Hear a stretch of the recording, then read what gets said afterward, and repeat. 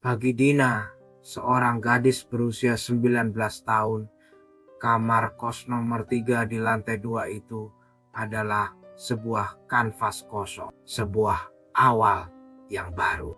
Setelah euforia diterima di universitas swasta ternama di Surabaya, kini saatnya ia memulai babak baru. Jauh dari kehangatan rumahnya di Rembang. Kamar berukuran 3 kali 4 meter itu, dengan cat putihnya yang sedikit kusam dan jendela yang menghadap ke atap-atap tetangga, terasa seperti istana pribadinya. Rumah kos itu sendiri adalah sebuah bangunan tua, 2 lantai yang cukup terawat. Lantai pertama selalu ramai. Anak-anak kos dari berbagai jurusan sering berkumpul di ruang tengah, menonton TV, atau mengerjakan tugas kelompok di teras. Suasananya hidup dan hangat. Namun, lantai 2 adalah dunia yang berbeda. Ada 5 kamar berjajar di sepanjang koridor yang remang. Tetapi kata ibu kos, 4 di antaranya masih kosong. Hanya kamar nomor 3 yang disewa oleh Dina. Lebih tenang di atas, Neng. Gak ada yang ganggu kalau mau belajar, kata ibu kos saat pertama kali mengantarnya. Dina setuju. Kesunyian itu pada awalnya terasa seperti kemewahan. Selama 3 hari pertama, ia sibuk menata barang-barangnya. Buku-buku kuliah tersusun rapi di meja. Poster-poster band favoritnya menutupi dinding yang sedikit retak. Dan tumpukan baju dari kampung halaman tersimpan di lemari kayu tua. Ia merasa betah. Ia merasa ini akan menjadi rumahnya selama 4 tahun ke depan. Semuanya baik-baik saja hingga malam keempat. Malam Jumat Kliwon 16 Agustus tahun 2025. Sekitar pukul 9 malam. Dina sedang serius mengerjakan tugas pengantar bisnisnya saat ia pertama kali mendengarnya. Sebuah suara dari kamar sebelahnya, kamar nomor 4 yang kosong. Suara cekikikan perempuan yang lirih, namun terdengar sangat jelas di tengah keheningan malam. Hihi, Dina berhenti mengetik, telinganya menajam. Ia menatap dinding yang membatasi kamarnya dengan kamar sebelah. Mungkin hanya perasaannya saja, atau mungkin suara dari luar yang terbawa angin. Ia mencoba mengabaikannya dan kembali fokus pada laptopnya. Tetapi suara itu datang lagi. Kali ini lebih keras. Cekikikan itu seolah berada tepat di balik dinding. Bulu kuduk Dina meremang. Ia tahu betul kamar nomor 4 itu kosong dan terkunci. Siang tadi ia melewatinya dan melihat gembok berkarat menggantung di gagang pintunya. Cekikikan itu tiba-tiba berhenti, digantikan oleh suara yang berbeda. Suara isak tangis yang pilu. Seorang perempuan menangis terseduh-seduh, diselingi bisikan-bisikan yang tidak jelas. Dina mematikan lagu di laptopnya. Ia menempelkan telinganya ke dinding. Isak tangis itu terdengar begitu nyata, penuh penderitaan. Tolong, tolong aku. Sebuah suara lirih memohon pertolongan. Jantung Dina berdebar kencang. Apakah ada seseorang yang terkurung di dalam sana? Tapi itu tidak mungkin. Berak, brak. Tiba-tiba terdengar suara gedoran keras dari dalam kamar nomor 4. Seolah seseorang sedang menggedor-gedor pintu dari dalam dengan putus asa. Dina terlonjak kaget dan jatuh dari kursinya. Ia merangkak mundur, matanya terpaku pada dinding kamarnya. Napasnya tersengal-sengal. Suara gedoran itu berlangsung selama hampir 1 menit sebelum akhirnya berhenti mendadak, meninggalkan keheningan yang jauh lebih menakutkan. Malam itu Dina tidak bisa tidur. Ia menyalakan semua lampu kamarnya, membungkus dirinya dengan selimut, dan terus terjaga hingga azan subuh berkumandang. Diiringi oleh detak jantungnya sendiri, yang menggila. Keesokan paginya, di bawah sinar matahari yang cerah, ketakutan semalam terasa seperti mimpi buruk yang konyol. Ia meyakinkan dirinya bahwa ia hanya kelelahan dan stres karena tugas kuliah. Mungkin suara itu hanya tikus atau pipa air yang sudah tua. Ia bahkan sempat bertanya pada Mbak Sarah, anak kos senior di lantai bawah. Kamar nomor 4 kosong kok dari dulu, Dek. Nggak pernah ada yang nempatin, kata Mbak Sarah santai. Dina merasa sedikit lega, sekaligus bingung. Ia memutuskan untuk melupakan kejadian itu. Namun, teror itu tidak melupakannya. Hampir setiap malam, setelah pukul 9, ritual mengerikan itu kembali terulang.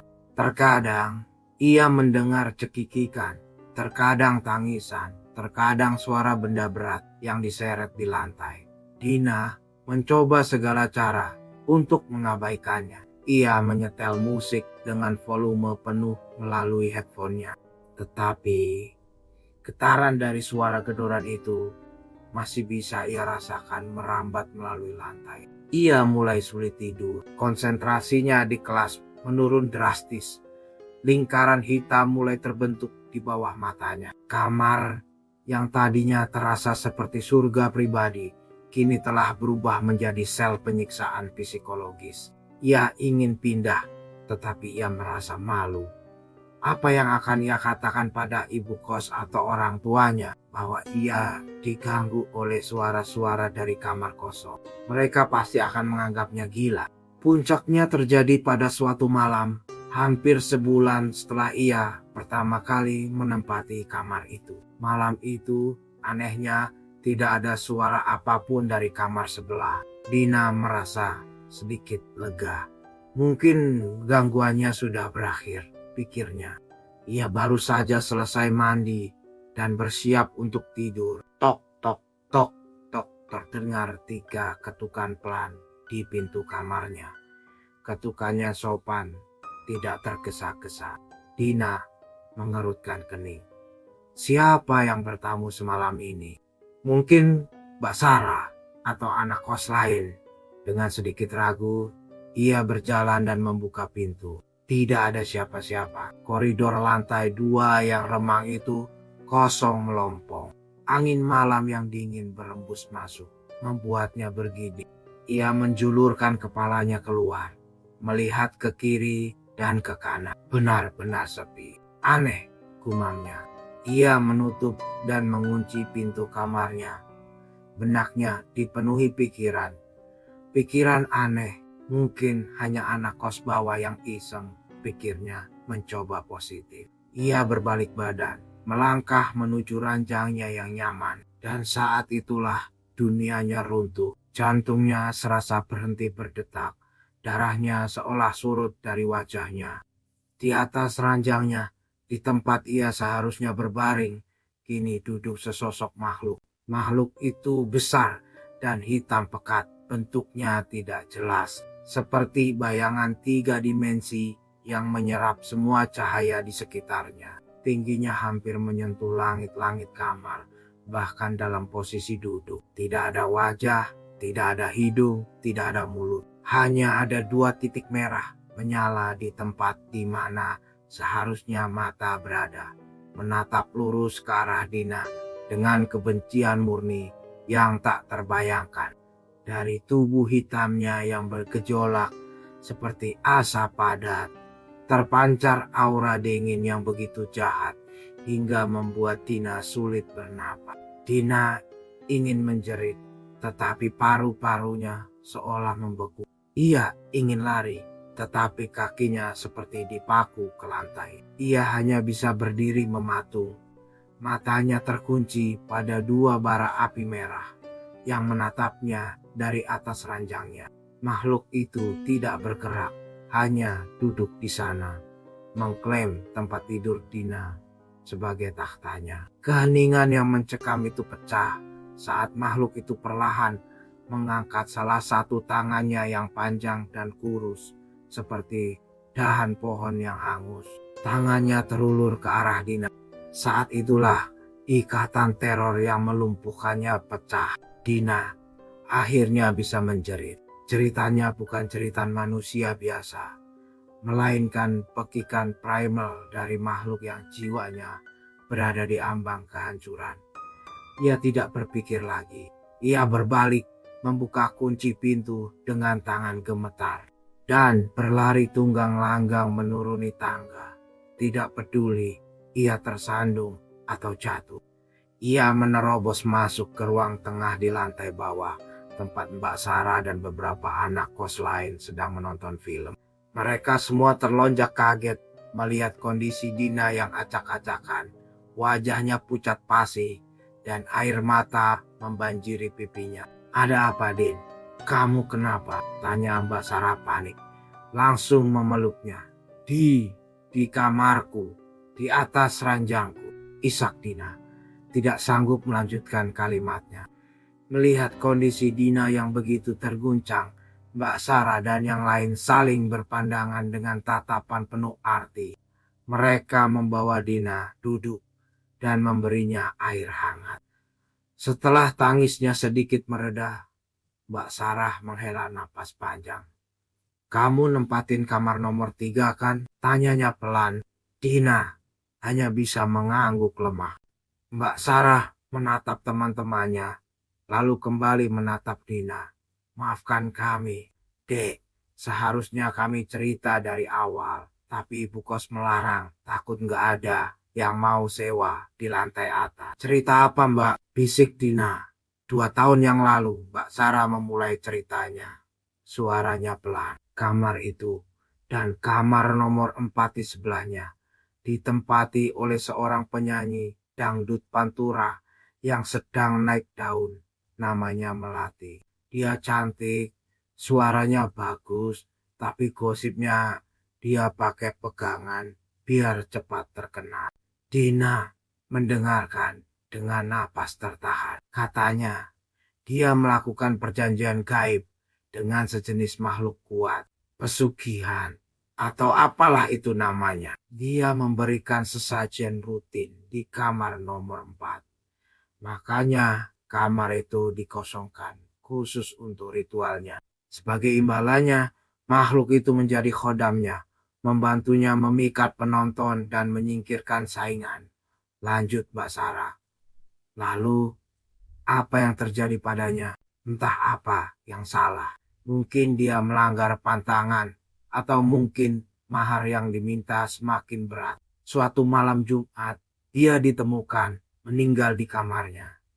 Kamarmu sekarang meninggal dengan kondisi mengenaskan. Tubuhnya penuh lebam seperti dipukuli, dan matanya melotot karena ketakutan. Polisi bilang gagal jantung, tapi semua anak kos yang tinggal di sini waktu itu tahu dia tewas diambil oleh peliharaannya sendiri. Dina gemetar hebat. Jadi suara-suara dari kamar sebelah itu bukan arwah Melati. Itu adalah gema dari ritualnya. Dan makhluk hitam besar di ranjangnya. Makhluk itu masih di sana, bisik Mbak Sarah. Seolah bisa membaca pikiran Dina.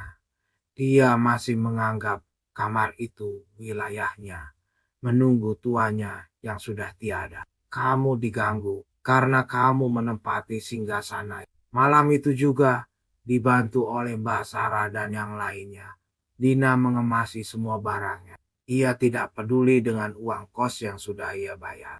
Ia hanya ingin pergi dari neraka itu. Saat ia membawa turun kardus terakhirnya, ia menatap ke arah tangga menuju lantai 2 yang gelap. Dari atas sana, ia bersumpah ia bisa mendengar lagi suara cekikikan perempuan yang lirih, seolah menertawakan kemenangannya. Dina tidak pernah kembali ke rumah kos itu. Ia pindah ke tempat lain yang lebih ramai. Tapi setiap malam, saat ia mencoba memejamkan mata, bayangan makhluk hitam besar dengan mata merah menyala yang duduk di atas ranjangnya selalu kembali menjadi hantu abadi dalam ingatannya.